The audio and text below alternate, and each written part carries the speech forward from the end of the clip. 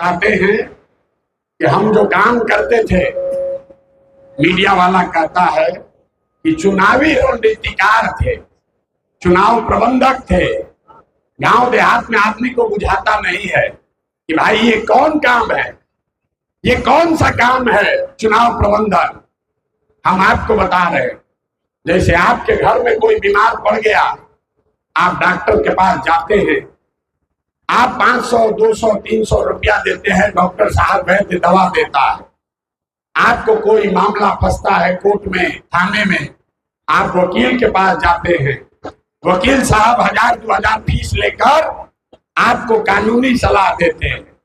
वैसे ही इस देश में जिसको भी आप बड़ा ताकतवर नेता जानते हैं, जिसको आप टीवी पर देखते हैं, अखबार में पढ़ते हैं, जब ये लोग का चुनाव के समय गाड़ी फंसता है तो ये लोग आपके भाई, आपके बेटे प्रशांत किशोर के पास आते हैं सलाह लेने के लिए। और हमारा फीस 2-4-500 रुपया नहीं है, 2-4-5 हजार भी नहीं, 2-4-5 लाख भी नहीं, 5-10 करोड़ भी नहीं। मेरा फीस है 100 करोड़ या उससे ज्यादा। इतना रुपया लेते हैं, बिहार में किसी ने सुना नहीं होगा। 100 करोड़ या इससे ज्यादा रुपया लेते हैं, तब बताते हैं कि चुनाव कैसे लड़ा जाएगा। लेकिन उस पूरे काम को, और हमको यहाँ मुसलमान को बरगला रहा है कि भाई प्रशांत किशोर के पास इतना पैसा कहाँ से आया, भाजपा वाला दिया होगा। अरे भाई, मुसलमानों की दशा देखिए, हम मजबूती से, ईमानदारी से प्रयास कर रहे हैं, तो आप कह रहे हैं कि इस पर कैसे भरोसा करें। ये आदमी तो इतना मजबूती से काम कर रहा है, जरूर भाजपा वाला पैसा दे रहा होगा।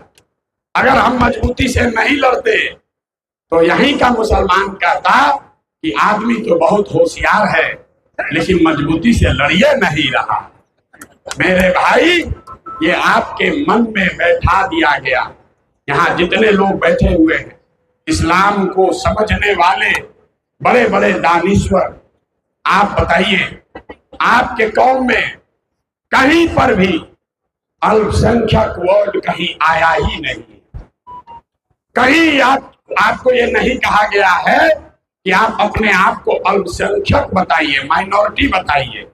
अल्पसंख्यक कोई जाति धर्म नहीं है, अल्पसंख्यक एक मानसिकता है। ये साइंस है, इसको समझिए।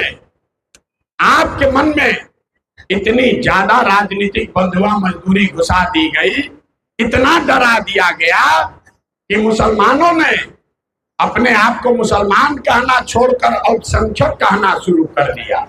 आप मुझे बताइए, किस किताब में लिखा हुआ है कि मुसलमान अल्पसंख्यक है? कहीं नहीं लिखा। किसी हिंदू को आपने ये कहते सुना कि हम बहुसंख्यक हैं? हिंदू अपने आप को हिंदू कहता है, मुसलमान अपने आप को अल्पसंख्यक कहता है। अल्पसंख्यक, आप समझिए, ये मानसिकता है। वेबस्टर के डिक्शनरी में जाकर पढ़िए।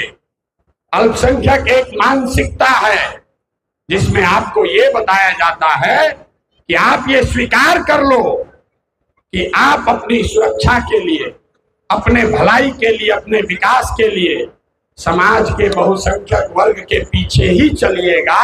ये मानसिकता का नाम है अल्पसंख्यक कहा जाना। और यही गुनाह लालू जैसे लोगों ने आपके साथ किया है। उन्होंने आपको भागीदारी नहीं दी, ये बड़ी बात नहीं है। उन्होंने आपका विकास नहीं किया, उसको भी माफ किया जा सकता है। उन्होंने आपके साथ के बावजूद भाजपा को हराया नहीं, ये भी माफ हो सकता है। लेकिन उन्होंने सबसे बड़ा गुनाह ये किया कि आपके मन में ये बैठा दिया कि जब तक हमारे पीछे नहीं चलोगे तब तक तुम सुरक्षित नहीं हो, जब तक हमारे पीछे नहीं चलोगे तब तक तुम्हारा विकास नहीं होगा। उस मानसिकता से निकालने के प्रयास का नाम है जनसुराज। यहाँ जितने लोग आप बैठे हैं, हमारी बात पर भरोसा न हो, अभी 4 दिन पहले आपने एक समाचार पत्र में खबर पढ़ी होगी, आपके समाज के जिस व्यक्ति के मरने के बाद, जिसकी मैयत में लालू यादव और उनका परिवार देखने तक नहीं गया। आज जन सुराज का भय इतना है कि उसको घर पर बुलाकर ज्वाइन कराया जाए। उसको घर पर बुलाया जिसके मैयत में भी ये लोग शामिल नहीं हुए। ये जन सुराज की ताकत है। आप हमारे साथ एक फोटो खिंचा लीजिए और 5 बरस जिन नेताओं ने आपको फोन नहीं किया था वो पूछेगा, अरे चचा काहे परेशान है, काहे गए थे जन सुराज में, कोई गलती हुआ है क्या? तो आपको जन सुराज का यही फायदा उठाना है। हम काम आपका करें या न करें, आपको ये लिख कर दे रहे। जिस दिन मुसलमानों ने ये खोल लिया कि जो काम करेगा उसके साथ रहेंगे, चाहे वो राजद हो कि जन सुराज हो। जन सुराज के भी बंधुआ मजदूर मत बनिए। जन सुराज को भी आंख बंद करके वोट मत दीजिए। हम अगर आपके बच्चों के पढ़ाई रोजगार की बात न करें तो हमें भी वोट मत दीजिए। हम अगर आपको विधानसभा में 40 सीट न दें तो हमें भी वोट मत दीजिए। अगर हमने आपके बच्चों के लिए प्रयास नहीं किया, आपकी सुरक्षा का इंतजाम नहीं किया तो हमें भी वोट मत दीजिए। लेकिन यही बात राजद पर भी लागू कीजिए, कांग्रेस पर भी लागू कीजिए। इससे आपका भला होगा, समाज का भला होगा। ये नहीं कीजिएगा तो वो क्या कहते हैं कि जयंजा कहां जाएगा, कहां?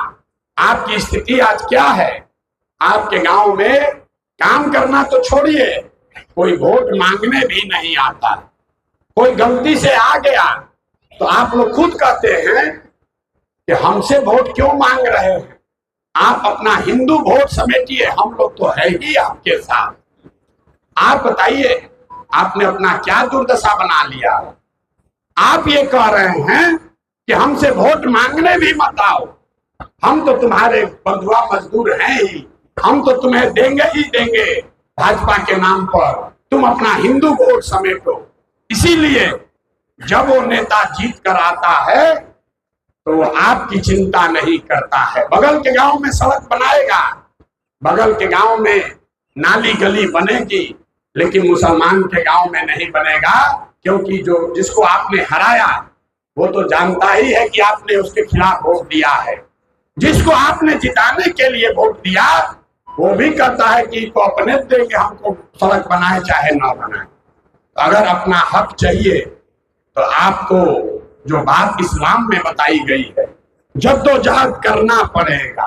बिना जद्दोजहद के कुछ हासिल होने वाला नहीं। ना लालटेन लेकर चलने से, ना जन सुराज का बस्ता पकड़ने से, दोनों से फायदा नहीं होगा। ईमानदारी से जद्दोजहद करनी पड़ेगी। आपको चलना है जन सुराज में ही, आप इसको लिख लीजिए। आपको चलना है जन सुराज में ही। तय बस इतना ही करना है कि अगर अभी से आप चलेंगे तो जरूर हमारी लड़ाई थोड़ी आसान हो जाएगी।